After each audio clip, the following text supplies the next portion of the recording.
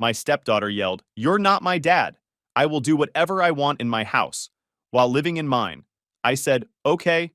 Then I drained her college fund, told her to pack her things, and watched her lose her mind. Sup, Reddit. I can already hear it. This is why you don't marry a single mom. But that's not the story I'm here to tell. It's not what you think. Let me break down how I ended up in this mess, and what went down after. I'm 43 male Dean. I drive an 18-wheeler for a living, and life dealt me a rough hand early on. First marriage, total disaster.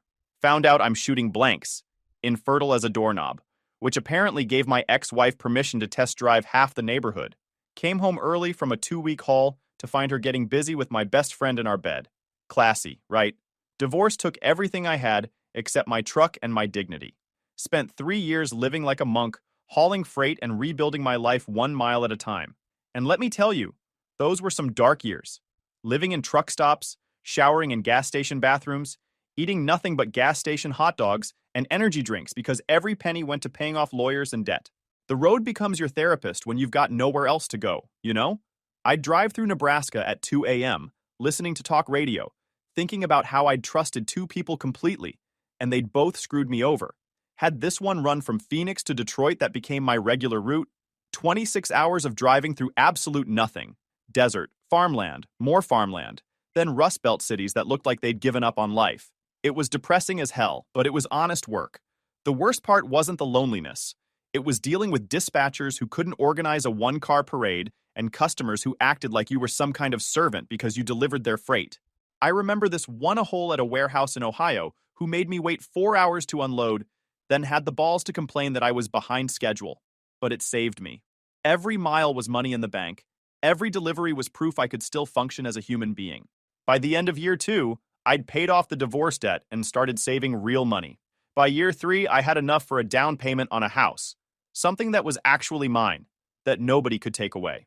That's when I met Marlene at a truck stop diner in Kansas. She was working the night shift, raising her 15-year-old daughter Haley alone after her husband died in a construction accident.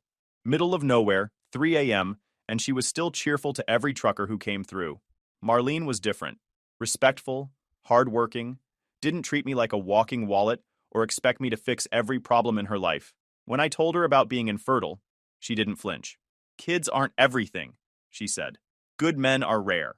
We dated for 2 years before I proposed. Moved them into my house. A nice 4-bedroom place I'd bought cash after the divorce settlement. For the first time in years, I felt like I had a real family. Marlene appreciated everything I did, never took my hard work for granted, and actually seemed to love me for who I was instead of what I could provide. Haley was 17 when we got married. Seemed like a decent kid. Quiet, polite enough, decent grades. I wasn't trying to replace her dad. I got that. Just wanted to be a positive male influence and help support her future. Set up a college fund, made sure she had everything she needed. Standard stepdad stuff. There were these things that didn't add up, like how she'd be super sweet when her mom was around, but give me these calculating looks when we were alone, or how she'd forget to do basic chores, but somehow always remembered when she needed money for something. It started subtle. She'd wait until Marlene was at work, then hit me with sob stories about school emergencies. Always reasonable amounts, always urgent, always with this helpless act that made me feel like an asshole for questioning anything. "Dean, I'm so embarrassed to ask, but I forgot about this science project, and I need materials tonight, or I'll fail the class. Could you spot me $40? I'll pay you back for my birthday money, I promise." And like a sucker, I'd hand over the cash. Because that's what you do for family, right? You help out when someone's in a bind. Except these emergencies started happening twice a week. She was smart about it, though. Never asked for crazy amounts, never pushed when I occasionally said no, always had believable explanations. The real red flag was her friends. Zoe and Shane, 2 of the most worthless human beings I've ever had the displeasure of meeting. Zoe was this pink-haired disaster who talked like everything was a personal attack on her existence. Shane was a 19-year-old musician who'd never held a job. These parasites started showing up at our house more and more, eating our food, using our Wi-Fi, treating the place like their personal hangout. When I mentioned to Haley that maybe her friends should contribute something, even just cleaning up after themselves, she'd get this wounded look. "They're going through hard times, Dean. Zoe's parents are super strict, and Shane's family doesn't understand his art. Our house is like a safe space for them." Safe space. Right. More like free meal and entertainment center. Marlene would just shrug when I brought it up. Teenagers need friends.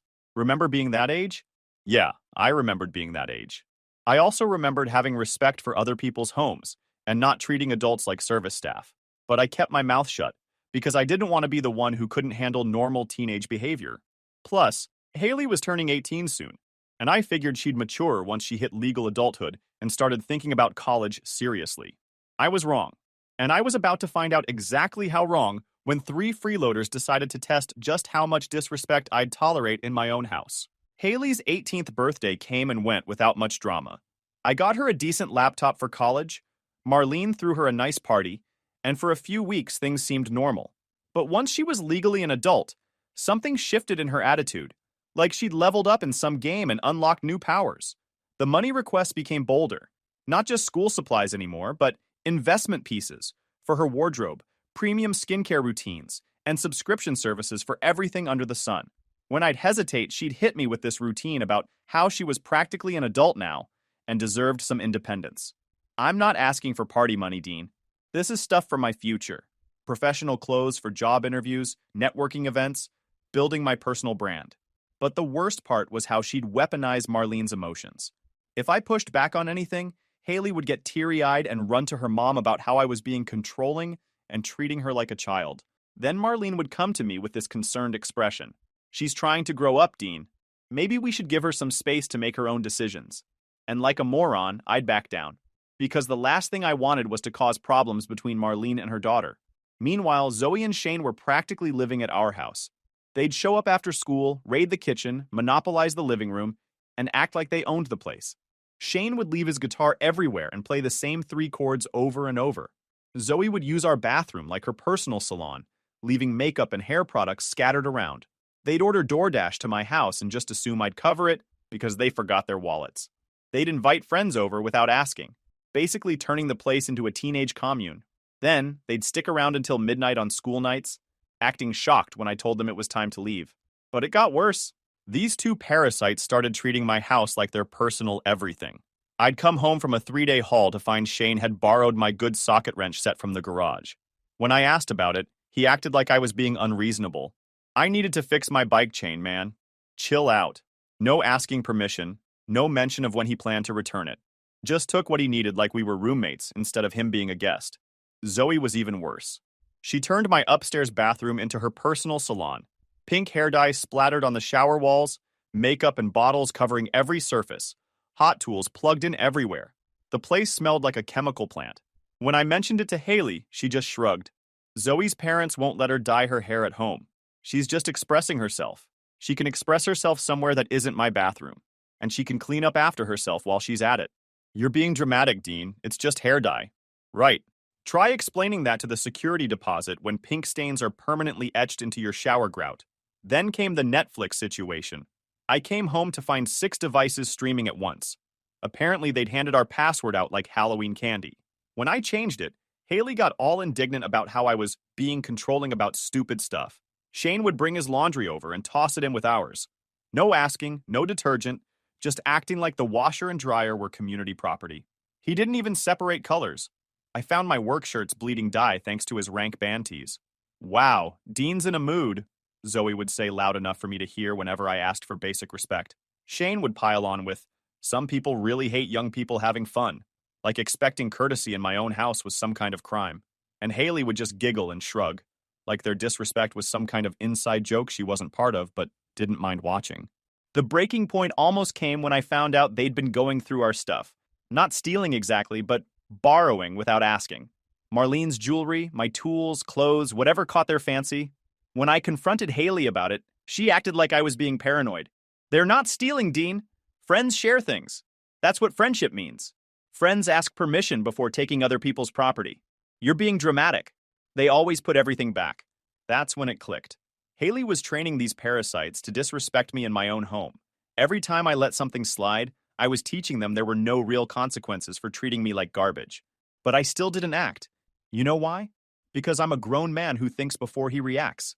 And I was still hoping that maybe this was just a phase, that Haley would grow out of it once she started college and got some real-world perspective. I was giving her chances to be better because that's what fathers do. Well, that was about to end. When I'm done being patient, I'm done for good. And these three idiots were about to give me a reason to be done. The final straw came in March. Marlene and I were both pulling long shifts. She was covering for a sick coworker at the hospital where she worked as a nurse, and I was doing a quick turnaround haul to Denver. We'd be gone from 6 a.m. to about 8 p.m. The night before, Haley had been particularly difficult about house rules. When I mentioned that her friends needed to clean up after themselves, she'd rolled her eyes and given me that look that said I was being unreasonable. Dean's right, Marlene had said, surprising both of us. This is our home, not a free hangout space. If your friends can't show basic respect, they shouldn't be here. Your friends have been taking advantage of our hospitality, Marlene continued. Dean works hard to provide for this family, and the least we can expect is courtesy in return. Before leaving for work Tuesday morning, I specifically told Haley not to have friends over while we were gone. Not because I'm a control freak, but because teenagers and unsupervised houses are a recipe for disaster. Basic common sense. Sure thing, Dean. Just gonna study and maybe catch up on some shows. Should have known better. Should have seen that little smirk she tried to hide.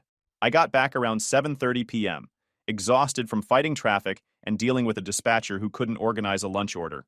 All I wanted was a drink, some dinner, and maybe an hour of quiet before bed. Instead, I pulled into my driveway and knew someone was about to get screwed. Cars everywhere. Music so loud I could feel it in my chest from outside the house. My front yard looked like a parking lot for delinquents. And through the living room window, I could see bodies moving around like some kind of high school free-for-all. I walked through my front door into a goddamn war. The music sounded like someone torturing a cat with a chainsaw.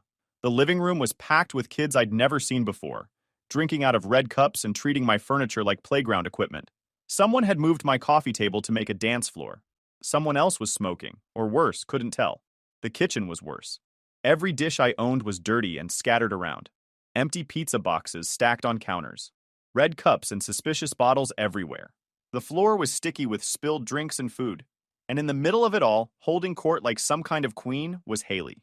Laughing with Zoe and Shane, completely in her element, not a care in the world. Until she saw me standing in the doorway.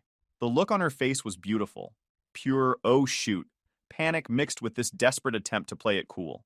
Like maybe if she acted casual enough, I wouldn't notice that she'd turned my house into a frat party. Dean, you're back early! Big fake smile, talking loud over the music. We were just having a few friends over to study. Right. Because nothing says excellence like death metal at volumes that could wake the dead. Turn off the music, now. Something in my voice made the whole room go quiet. You know that moment when even drunk teenagers can sense that an adult has reached his absolute limit? Yeah, that happened. Haley fumbled for her phone, trying to find the Bluetooth connection. The silence that followed was almost worse than the noise. 20 pairs of eyes staring at me like I was some kind of monster. Everyone out. Now. Dean, come on. Haley started. Not you. Them. Outside. Now. It was like watching cockroaches scatter when you turn on the lights. Kids grabbing phones and jackets, mumbling apologies or excuses, practically running for the door. Within 5 minutes, it was just me, Haley, Zoe, and Shane, standing in the wreckage of my living room. You two, outside. I pointed at the parasites. Zoe got indignant. We live here too. No. You're guests who've overstayed your welcome. Leave. Shane tried to be tough. You can't just kick us out. Haley invited us. Haley doesn't own this house, I do. And I'm uninviting you. Permanently. They looked to Haley for backup, but she was staring at me like she'd never seen me before. Maybe she hadn't. After her parasitic friends slunk out, it was just me and Haley standing in the disaster zone that used to be my home. Before doing anything else, I pulled out my phone and started taking pictures. Every piece of evidence that my house had been turned into Animal House. Living room with furniture moved around and cup rings on my coffee table. Kitchen with dirty dishes piled everywhere and mystery stains on the floor. Bathroom with toilet paper unrolled all over and someone's vomit in my sink. Because people lie, memories fade, and lawyers love paperwork. If some parent wanted to claim their precious angel got injured at my house, or if cops showed up asking questions about underage drinking, I was going to have evidence of exactly what happened. I wasn't about to let Haley's stupidity threaten my livelihood. Clean this up, I said, after taking pictures. Dean, I can explain. Clean this up. She started picking up cups and bottles, moving like someone who finally understood she'd screwed up beyond repair. But I wasn't done talking. When your mother gets home, you're going to explain to her exactly what happened here. You're going to tell her how you deliberately disobeyed a direct instruction, invited strangers into our home, and let them trash the place while we were working to support you. It wasn't supposed to get this crazy, but it did, because you're not responsible enough to make good decisions when nobody's watching, because you don't respect this house, me, or the work it takes to maintain all this. That's when she started. Okay, fine, I did. So what are you going to do about it? I have a right to have fun. This is my house too, and I live here. I looked her dead in the eye. What am I going to do about it? Yes. Not like you're going to kick me out because you can't. Also, just stop playing dad. You are not my dad and never will be. Stop telling me what to do. I am not a damn kid. She spit that loudly with attitude, probably thinking it's her legendary mic drop. Wrong move, princess. Pack your things, Haley. What? You're right. You are an adult. So, congratulations. You're getting the whole package now. The panic in her eyes was real now. Wait, I didn't mean that. I'll clean everything. I'll never have friends over again. Nope. You had 3 years to learn respect, and I am done playing dad. That's what you want. No. You are like a father to me. You can't kick me out. Haley. I cut her off. Let's get one thing straight. You're not my daughter, and I never tried to be your dad. Everything I did for you was out of kindness, and you took it for granted. So don't argue. Pack your stuff. Now. And that's when everything went nuclear. Marlene got home 20 minutes later to find Haley sobbing in her bedroom, stuffing clothes into garbage bags. The house was clean, I'd made sure of that, but you could still smell the aftermath of teenage stupidity in the air. What's going on? Marlene asked, looking between me and the chaos upstairs. I explained everything. She listened without interrupting, but I could see her getting defensive as the story went on. Dean, she's just a kid.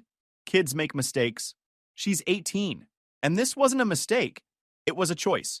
She chose to disrespect our home and our rules because she knew she could get away with it. Where's she supposed to go? Not my problem anymore. She wanted to act like an adult. She can solve adult problems. That's when she appeared in the doorway, red-eyed and desperate. Mom, please, tell him I can stay. I'll be good. I promise. And Marlene immediately went into protection mode. This was the moment I'd been dreading, when I'd have to decide if I was a husband with a backbone or just a wallet with a pulse. Dean, you can't just throw her out. She's my daughter, my only child. Her father's dead. You're the only father figure she has left, and you want to abandon her because of one party? Not the party, Marlene. But I am done with the disrespect. Enough is enough. But she's been struggling since her dad died. You know about the therapy, the adjustment issues, the depression? I could see where this was going. The guilt trip, the emotional manipulation, the same thing Haley had been pulling on me for years. At what point does traumatized kids stop being an excuse and start being just plain entitlement? Marlene's voice got sharper, more desperate. So what? We just abandon her? Turn our backs when she needs us most? That's not who we are, Dean. That's not who you are. You're better than this. Better than what? Better than having standards? Better than expecting respect in my own home? You're throwing away a child because she made one? No, it wasn't one mistake. It was a choice. But she was just getting started. She knew my history, knew my weaknesses, and she was about to use all of it. Dean, your own father walked out on you when you were 16. You told me how much that messed you up, how you swore you'd never abandon a kid the way he abandoned you. And now you're doing the exact same thing to Haley. That one landed hard. She was right. It had screwed me up for years. That's not the same thing, isn't it? A father figure giving up on a teenager because they're difficult? Because they made bad choices? How is this any different? Because I'm not her father. Because I've spent 3 years trying to build a relationship with someone who sees me as an ATM machine with house privileges. Because respect goes both ways, and she's never shown me any. She's confused, Dean. The therapist said a lot of things. None of them included, let her disrespect you in your own home because she's sad. Marlene tried a different angle. What about us? What about our marriage? You're asking me to choose between my daughter and my husband. That's unfair. It's not about choosing. It's about boundaries. It's about whether you respect my authority in my own house or whether you're going to enable her behavior, because it's easier than dealing with conflict. That's not what I'm doing, isn't it? For 3 years, every time I've tried to set boundaries with her, you've asked me to be more understanding. Every time she's manipulated me, you've made excuses. Every time she's shown disrespect, you've blamed her trauma instead of holding her accountable. I walked to my office and started pulling out paperwork. bank statements, investment records, college fund documentation. Marlene followed me, getting more agitated by the minute. What are you doing? Closing Haley's college fund. Dean, you can't. That's her future. Watch me. I got on the phone with my financial advisor. Yeah, it's Dean. I need to liquidate the education fund we set up 3 years ago, close it completely, and transfer everything to my general savings. Marlene was staring at me like I'd lost my mind. That's $18,000. 18 grand I invested because I thought she was family. Turns out she was just overhead. I kept funding. My money won't go on her while she's treating me like a dog. She made one mistake. Her voice was rising. Stop it, Marlene. I am done here. You're destroying an 18-year-old's future over one bad decision. I'm not destroying anything. I'm removing my support from someone who's never appreciated it. That's when I realized this wasn't just about Haley anymore. This was about whether my marriage was going to work, whether Marlene respected me as her partner, or whether I was just a convenient provider who was expected to tolerate anything for the sake of keeping peace. Marlene, I need you to understand something. This is my house. I pay the mortgage, utilities, insurance, maintenance, everything. I have welcomed you and your daughter into my home and supported both of you for 3 years without complaint. I know that, do you?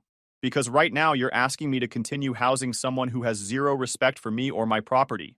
Someone who thinks rules don't apply to her. She's my daughter, Dean. And I'm your husband. And this is my house.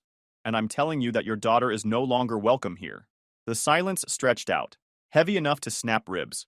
She was processing, maybe for the first time, that this wasn't a negotiation.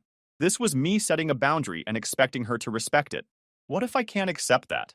She asked quietly. Then you're welcome to leave with her, I said. I won't stop you. The words hung in the air like a death sentence. She stared at me, maybe seeing me clearly for the first time. Not as patient, accommodating Dean who always bent over backward to make everyone happy, but as a man who'd reached his limit and was prepared to enforce his boundaries regardless of the cost. You'd choose this fight over our marriage? I'd choose self-respect over marriage. The choice is yours, Marlene. Respect my decision about my house, or leave. She stood there for a moment. I could see her weighing options, calculating costs, trying to find some middle ground that would let everyone save face. There wasn't one. I'd made sure of that. Finally, she nodded. Okay, Haley can't stay. From upstairs, we heard a door slam and the sound of someone completely losing their minds. Haley had been listening, and she just realized that her mother had chosen her marriage over her daughter's comfort. 20 minutes later, she was gone.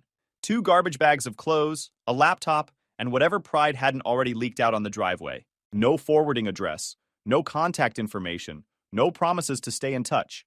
Marlene cried that night. I held her while she grieved for the relationship she thought she had with her daughter. But she didn't ask me to change my mind, and I didn't offer to. Some lessons can only be learned the hard way. The house felt different without Haley. Quiet, clean, actually peaceful. That constant low-level tension I'd been carrying just evaporated overnight. No more random friends showing up. No more manipulation sessions disguised as emergencies. No more subtle disrespect disguised as teenage attitude. Marlene struggled for the first few weeks. She'd still set 3 plates at dinner or grab Haley's snacks without thinking, then just stare at her phone like she might call. But she never did, and I respected her for that. Any regrets? I asked her one evening about a month in. She thought about it for a long time. I regret that it came to this, but I don't regret choosing our marriage. Even if she never speaks to you again, she's an adult. If she can't understand that what you did was fair, then she's not ready to be part of a family that functions on mutual respect. That's when I knew I'd married the right woman. Not because she chose me over her daughter, but because she understood that enabling bad behavior isn't love. It's cowardice. Then I started getting information. I found out later through mutual connections that Haley was staying with Zoe's family. Apparently, that lasted about 2 weeks before Zoe's parents kicked her out. Then she tried Shane's place, but his parents wouldn't even let her stay overnight. Word was, she ended up in some crappy apartment with 3 roommates, working at a restaurant for minimum wage plus tips. No car, no college fund, no safety net. Just reality hitting full force. The details that trickled back through the grapevine painted a picture of someone learning hard lessons fast. Marlene's co-worker saw Haley at the grocery store, buying nothing but ramen noodles and peanut butter. The kind of diet you eat when every dollar counts. She looked exhausted, hair pulled back in a messy ponytail, wearing the same uniform shirt 3 days in a row because she couldn't afford enough work clothes. Her manager eventually had to pull her aside about crying during shifts. Customers were complaining about the weepy waitress, who looked like she hadn't slept in weeks. Haley was having trouble keeping up with orders, dropping plates, forgetting simple requests. The stress of being completely on her own was showing in everything she did. But here's where it gets really good. Remember those loyal friends who treated my house like their personal resort? Yeah, they were about to give Haley a lesson in what real friendship looks like when the money runs out. First, there was Zoe. Sweet, pink-haired Zoe, who always had an emergency but never had a solution. Turns out she borrowed $300 from Haley's first paycheck, money Haley desperately needed for rent. The story was some sob tale about her parents threatening to kick her out unless she contributed to household expenses. Haley, still thinking these parasites actually cared about her, handed over cash she couldn't afford to lose. Surprise! Zoe spent it on a new tattoo and designer makeup. When Haley asked for the money back, she acted offended. I thought we were friends. Friends help each other out. Then there was Shane, the musician, who'd never met a responsibility he couldn't avoid. This guy convinced Haley to let him borrow her beat-up Honda Civic for a really important gig that was going to change everything for his career. You know, the same career that involved playing 3 chords badly while expecting other people to fund his artistic vision. He took the car on a Friday, promising to return it Sunday. Come Monday, no car, no Shane, no response to texts or calls. Turns out our aspiring rock star had driven it to some music festival 3 states away, blown the engine, and just walked away. Left Haley's only transportation sitting in a festival parking lot with a blown head gasket and a pile of unpaid parking tickets. When Haley finally tracked him down, he shrugged it off, said her junk car wasn't his fault and maybe she should buy something decent next time. Meanwhile, her roommates were circling like vultures. These 3 strangers she'd found on Craigslist started hitting her up for extra money every week. Groceries, utilities, cleaning supplies.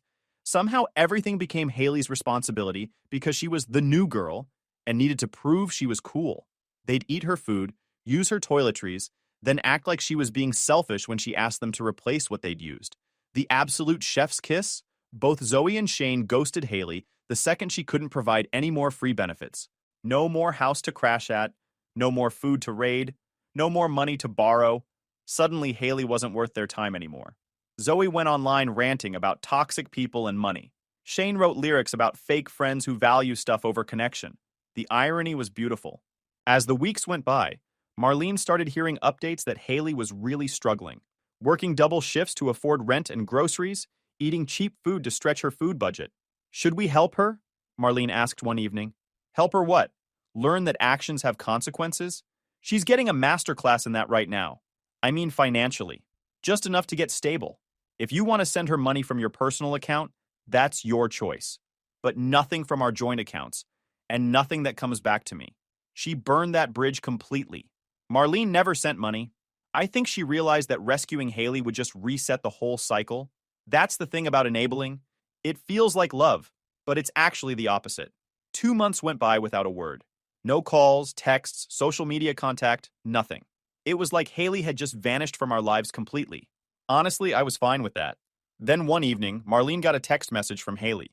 She wants to meet with you, Marlene said, showing me the screen. Says she wants to apologize and talk about some things. She offered to pay for dinner. She'd pay. The kid who used to spend my money like it was unlimited was offering to pay for dinner. Either she'd learned something, or she was setting up another manipulation attempt. Either way, I was curious enough to find out which.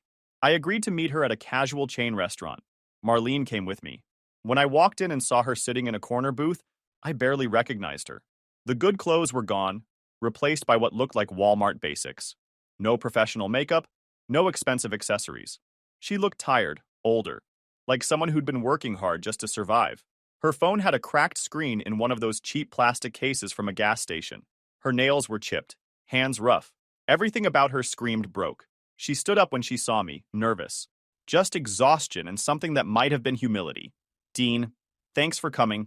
I sat down across from her, studying her face. You wanted to talk. Talk. She exhaled like she'd been holding her breath for weeks. I owe you an apology, I mean it. I treated you both like crap, and I acted like your house, your rules, your money, none of it mattered. I thought I was untouchable. I thought you'd never actually follow through. I was wrong. I leaned back in the booth. And? I'm working 60 hours at a job I hate, stuck with roommates who treat me like crap, walking to work. It's different when there's nobody to bail you out when you screw up. I thought you were weak because you didn't fight me every time I acted out, she continued. Most people would have kicked me out after the first month of crap. Marlene spoke up then, voice calm but with an edge. I love you, Haley. You're my daughter. But you burned through every ounce of goodwill we had. Haley nodded. I understand. I don't expect to come home. I don't expect money. I just wanted you both to know I get it now. That I'm sorry. And that I'm going to prove I learned something from this. We ate mostly in silence after that. When she went to the bathroom, Marlene asked, What do you think? Marlene asked while Haley was gone. I think she's learned something. Question is whether it'll stick once things get easier.